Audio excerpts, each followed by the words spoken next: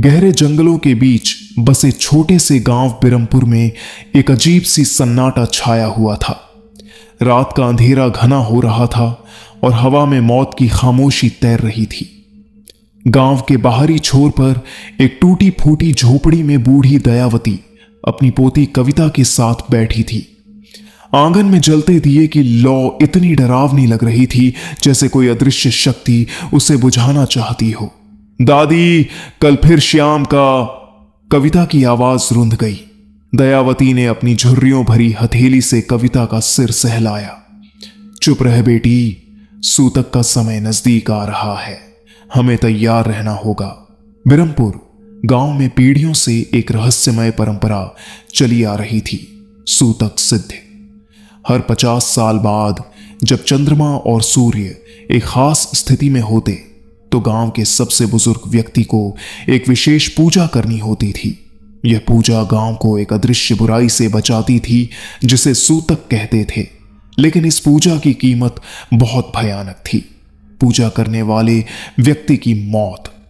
दादी, क्या हम इस बार की पूजा से बच सकते हैं? कविता की आंखों में आंसू थे। नहीं बेटा, दयावती ने गंभीर स्वर में कहा, अगर पूजा नहीं हुई तो सूतक पूरे गांव को निगल जाएगा। मैं गांव की सबसे बुजुर्ग हूं, यह मेरा कर्तव्य है। कविता रोने लगी। उसके माता पिता का देहांत 5 साल पहले एक रहस्यमय दुर्घटना में हो गया था। अब दादी ही उसकी एकमात्र सहारा थीं। अचानक झोपड़ी का दरवाजा जोर से खटखटाया गया। दयावती ने दरवाजा खोला तो सामने गांव के मुखिया सुरेश और कुछ गांव वाले खड़े थे। उनके चेहरे पर डर और चिंता साफ झलक रही थी। दयावती मां, सुरेश ने हाथ जोड़कर कहा, कल रात को पूरा चंद्र ग्रहण है, सूतक का समय आ गया है। दयावती ने गहरी सांस ली। मैं तैयार हूं सुरेश, कल रात को मैं पूजा करूंगी। एक युवक आगे आया, लेकिन दादी, इस बार कुछ अजीब हो रहा है। कल रात मैंने जंगल में अजीब आवाजें सुनी थीं और आज सुबह गांव के कुएं का पानी लाल हो गया है। दयावती की आंखें चौंधिया गईं। सूतक जाग रहा है, हमें जल्दी करनी होगी।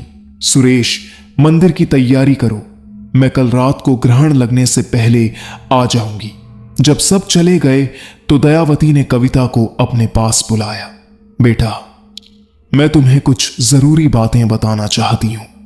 वह एक पुरानी ताबीज कविता के गले में पहनाते हुए बोली, यह ताबीज हमारे परिवार की पीढ़ियों से चला आ रहा है। इसमें सूतक से बचाने की शक्ति है। अगर कल कुछ हो जाए तो यह तुम्हारी रक्षा करेगा। दादी, मैं आपको अकेले नहीं जाने दूंगी, कविता ने कहा। नहीं बेटा, दयावती ने दृढ़ता से कहा, तुम मंदिर के पास भी नहीं आओगी। सूतक की शक्तियां खतरनाक हैं, तुम्हें सुरक्षित रहना है। उस रात कविता को नींद नहीं आई। वह दादी की बातों को सोचती रही। सूतक क्या था? क्यों हर 50 साल बाद किसी की मौत होती थी? क्या इसका कोई विकल्प नहीं था? अगली सुबह गांव में एक अजीब सी खामोशी छाई हुई थी। लोग अपने अपने घरों में दुबके हुए थे। शाम होते ही दयावती सफेद कपड़े पहनकर मंदिर की ओर चल पड़ी। कविता ने उन्हें जाते देखा, लेकिन वादे के अनुसार वह झोपड़ी में ही रही। मंदिर पहुंचकर दयावती ने पूजा की तैयारी शुरू की। मंदिर के बाहर गांव वाले इकट्ठा थे, लेकिन कोई भी अंदर नहीं आ रहा था। सूरज डूबने लगा था और चंद्रमा धीरे धीरे लाल हो रहा था। तभी अचानक मंदिर के अंदर की मोमबत्तियां बुझ गईं। दयावती ने महसूस किया कि तापमान एकदम से गिर गया है। हवा में एक अजीब सी सड़ांध फैल गई। आ गया सूतक, दयावती ने फुसफुसाया। मंदिर के अंधेरे कोने से एक आवाज आई, तुम मेरा इंतजार कर रही थी ना दयावती? दयावती ने पीछे मुड़कर देखा। वहां एक लंबी काली आकृति खड़ी थी। उसकी आंखें लाल थीं और शरीर से धुआं हो निकल रहा था। मैं तुम्हें रोक दूंगी सूतक, दयावती ने दृढ़ता से कहा। सूतक हंसा। तुम्हारी पूर्वज भी यही कहते थे और वो सब मर गए, तुम भी मरोगी। इतने में बाहर से चीखों की आवाज आई। कविता समझ गई कि कुछ गलत हो रहा है। वह दादी के वादे को भूलकर मंदिर की ओर भागी। जैसे ही वह मंदिर के पास पहुंची, उसने देखा कि मंदिर से काला धुआं निकल रहा था। उसने दरवाजा खोला तो अंदर का नजारा देखकर उसकी सांसें थम गईं। दयावती जमीन पर पड़ी थीं और उनके ऊपर वह काली आकृति मंडरा रही थी। कविता ने ताबीज पकड़ा और भागकर दादी के पास पहुंची। दादी उठो, कविता चिल्लाई। ताबीज से एक तेज रोशनी निकली और सूतक पीछे हट गया। दयावती ने आंखें खोली। कविता, तुम यहां क्यों आई? भाग जाओ। लेकिन अब बहुत देर हो चुकी थी। सूतक ने कविता की तरफ देखा और मुस्कुराया। एक नई शक्ति, तुम्हारी ऊर्जा मुझे और मजबूत करेगी। कविता ने महसूस किया कि उसका शरीर सुन्न हो रहा है। वह चिल्लाना चाहती थी लेकिन आवाज नहीं निकल रही थी। दयावती ने आखिरी ताकत से उठकर कविता को अपने पीछे खींच लिया। मेरी जान लो, लेकिन मेरी पोती को छोड़ दो, दयावती ने कहा। सूतक हंसा। तुम्हारी जान तो लूंगा ही, लेकिन यह लड़की, इसकी ऊर्जा, इससे मैं हमेशा के लिए मुक्त हो जाऊंगा। दयावती ने कविता की तरफ देखा। उनकी आंखों में एक अजीब सी दृढ़ता थी। उन्होंने फैसला किया वह सूतक को कविता को नहीं लेने देंगी, चाहे इसकी कितनी भी कीमत क्यों न चुकानी पड़े। क्या दयावती कविता को बचा पाएंगी? क्या सूतक को हराया जा सकता है? अगले अध्याय में पढ़िए। दयावती ने अंतिम शक्ति एकत्रित की। उन्होंने कविता को अपनी ओर खींचा और उसके कान में फुसफुसाया, बेटा, ताबीज, उसे तोड़ दो। कविता समझ गई। उसने अपने गले से ताबीज उतारा और जोर से जमीन पर पटक दिया। ताबीज टूटते ही एक तेज सफेद रोशनी फूट पड़ी जिसने पूरे मंदिर को भर दिया। सूतक चीखता हुआ पीछे हट गया। नहीं, यह नहीं हो सकता। दयावती ने कविता को मंदिर से बाहर धकेलते हुए कहा, भाग जाओ बेटा, अब। लेकिन कविता ने इनकार कर दिया। नहीं दादी, मैं आपको अकेले नहीं छोड़ूंगी। रोशनी के बीच दयावती के चेहरे पर एक अलौकिक शांति छा गई। सुनो बेटा, मैंने एक रास्ता खोज लिया है, सूतक को हमेशा के लिए भगाने का। सूतक गुर्राया। तुम झूठ बोल रही हो बूढ़ी औरत। दयावती मुस्कुराई। तुम्हें पता है सूतक, तुम्हारी सबसे बड़ी कमजोरी क्या है? तुम्हें लगता था कि तुम्हें सिर्फ एक जान चाहिए, लेकिन असल में तुम्हें शुद्ध आत्मा की ऊर्जा चाहिए। कविता ने देखा कि दादी का शरीर धीरे धीरे पारदर्शी हो रहा था। दादी, क्या हो रहा है? मैं अपनी आत्मा की सारी शक्ति एक जगह इकट्ठा कर रही हूं, दयावती ने कहा। इससे सूतक को हमेशा के लिए बंधन में डाला जा सकता है। सूतक भयभीत होकर पीछे हटने लगा।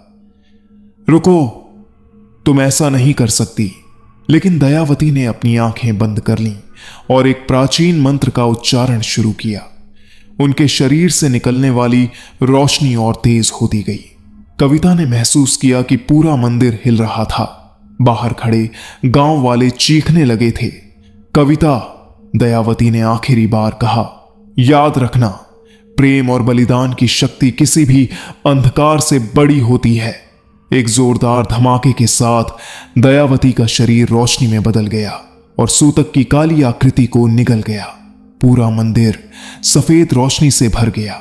जब रोशनी कम हुई तो कविता ने देखा कि दादी की जगह सिर्फ एक सफेद कमल का फूल था। सूतक का नामो निशान नहीं था। बाहर गांव वाले हैरान थे। चंद्रमा फिर से सफेद हो गया था और हवा में फिर से ताजगी थी। मुखिया सुरेश अंदर आया। क्या हुआ? कविता आंसू भरी आंखों से बोली। दादी चली गईं, लेकिन उन्होंने सूतक को हमेशा के लिए भगा दिया। गांव वाले मंदिर में इकट्ठा हुए। कविता ने सब कुछ बताया। सब हैरान रह गए कि दयावती ने न सिर्फ सूतक को भगाया, बल्कि अपने बलिदान से उसे हमेशा के लिए नष्ट कर दिया। अगले दिन गांव वालों ने दयावती की याद में एक समारोह आयोजित किया। कविता ने वह सफेद कमल मंदिर के मुख्य आल्टर पर रख दिया। मुखिया सुरेश ने कहा, आज से हमारे गांव में सूतक सिद्धि की परंपरा खत्म।